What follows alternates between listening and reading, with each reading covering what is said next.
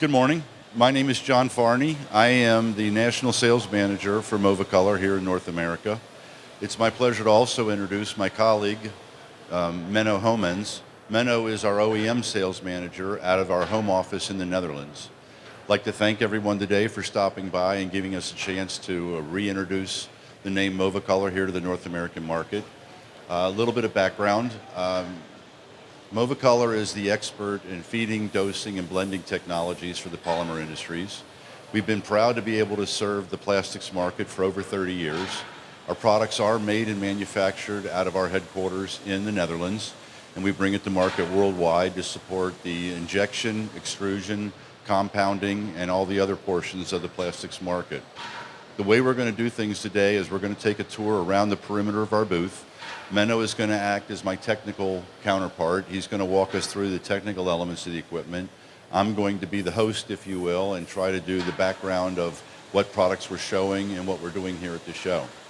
As I mentioned, Movicolor's been in business for over 30 years, but our presence in the North American market has been primarily through channel partners, but we've had some established distributors, and we're embracing the aspect of bringing on agents to more thoroughly cover the geographic areas around the North American market. With that, I'm going to explain that we're going to start here with one of our blending and dosing unit stations. Menno's going to walk through the technicals a little bit. We're going to go through the rest of the sequence on the outside, and we appreciate any time you give us to explain what we do and how well we do it. Thank you, John. This is our blender combined with our dosing units. In this setup, we call it a hybrid blending system. We try to add the more critical components in line underneath the blender so that you do not lose them in the blend.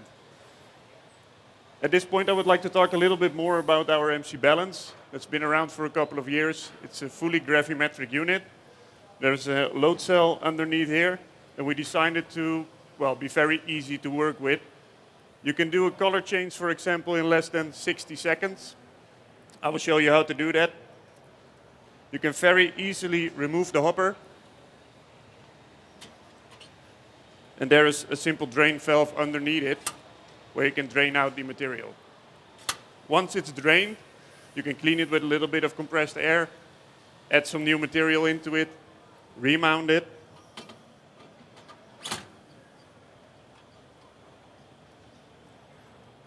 Connect the power plug again for the motor, and you're good to go. If you have multiple color changes on a day, we advise to have a separate hopper with it, already prepared with the new color, and you can simply swap hoppers, and the system will work accordingly.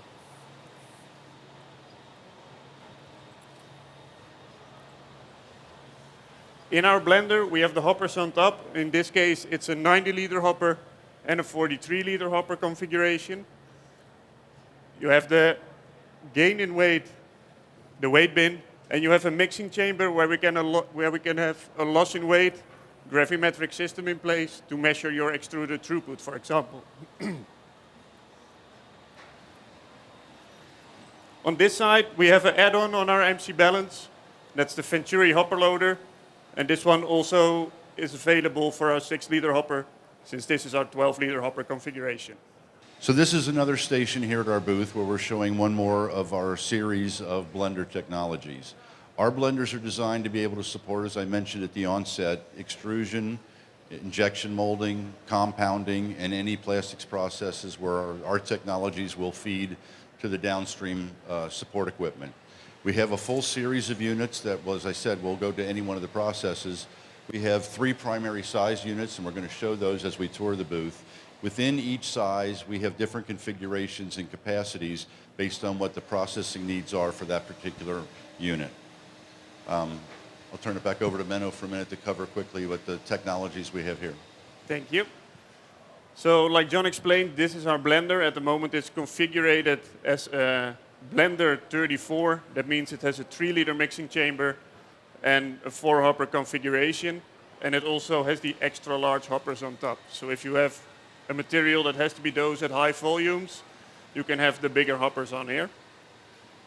Where the bigger blender in the previous station is able to go up to 1,600 kilograms an hour, depending on the configuration, this one can go up to 480 kilograms an hour, depending on the configuration.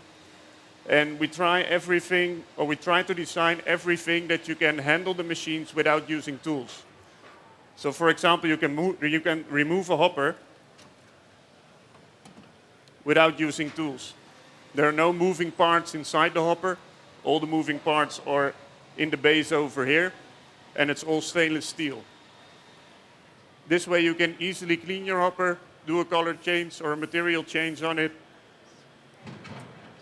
There's a little air nozzle included that you can use to clean out the hopper. And once you're ready, you can very easily install it back on the body.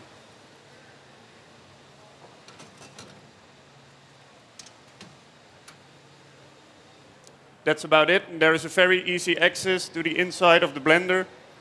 It's just a door you can open. You can access your weighing bin and your mixing chamber. Here at Station 3, we have our smallest of our blender series.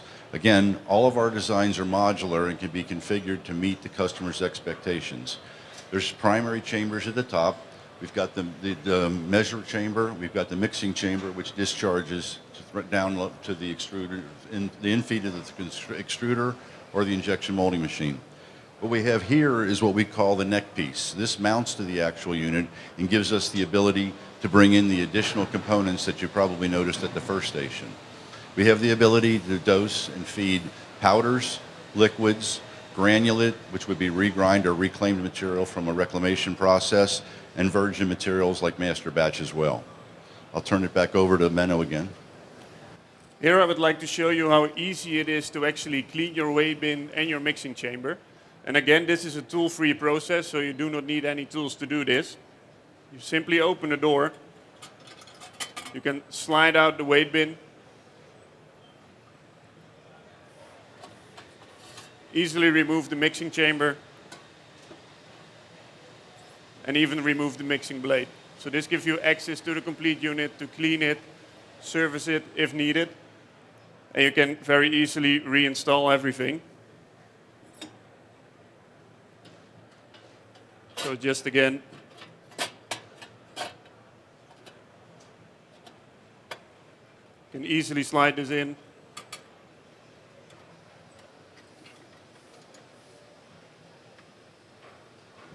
think you're low on the left. Close the door and you're good to go again. On this configuration, it's the same with the hoppers. They are very easy to remove like the previous configuration. So it's just opening the lever and you can remove the hopper. If there's a hopper loader on top, we have a tilting mechanism in place where you can tilt away the hopper and that gives you access to remove, you can tilt away the hopper loader, that gives you access to remove the actual hopper. One thing we'd like to point out, we use one operating control platform for all of our products. So they can be configured for any one of the feeding and dispensing units that we have. They can be, this type of system can go up to 14 components in addition to the primary blender. So not chambers up here, but devices can all be done in a daisy chain of up to 14 units. The secondary and supplementary units do not require a full controller. They get a blind controller and they're all slaved together with the common bus system. One of the things that we strive extensively because of the way the marketplace is right now with resin costs is the ability to bring material back and reuse it and feed it back into the system. We have proprietary algorithms that we use in the system that help control those functions, and rather than elaborate them in this kind of presentation, we'd be happy to talk to people on a one-on-one basis for that as well. Here we're debuting what we call our offline dosing systems. This is taking our feeders and putting them on a mobile cart. Can be a number of feeders on here based on the customer's requirements. This kind of adaptation allows us to work with customers when there's been an existing process in place and they have needs to add more functions to it, but have physical limitations in the environment. Quite often when the blender is in place on top of an injection molding machine or an extruder, you have additional interference above from service lines, electrical components, from manifolds, anything that's up top that gets in the way. This would allow us on the floor level to allow the operator to safely add components that get brought into whatever process we're dealing with. So what we're doing here, I will turn this around for you a little bit. We mount the MC balance on top of a card, and it's actually dosing into a receiving neck piece with a Venturi inside. The Venturi system is conveying the material up to the neck piece on top of the machine. This is also the point where we introduce the main material to it. So the main material is not conveyed by this system, but it's still with your standard conveyor transported up here. And the hose brings the color into your process. It's not transporting a batch all at once. If you have a recovery time on your injection molding machine of, for example, 2 seconds or 3 seconds, the system will be active for 3 seconds, and the air will blow for a little bit more to make sure that the line is cleared for your next shot. This offers quite a high accuracy. Our MC balance has an accuracy of 0.02 grams, so it's a very accurate system, which gives you maximum control and traceability over your additives. Two of the nice features about the offline dosing systems. The unit itself at the base can be up to 10 meters away from the feeding point, and we can go up to 5 meters in elevation change to the necessary in-feed point on the process that we're working with. So from a safety aspect, it does not require the operators to climb up on machinery or ladders, no risk of falling and taking accidents to those levels. And I would like to add on this one that you can even work with a multi-component system. You can mount up to 3 dosing units on the neck piece that standard comes with the offline dosing.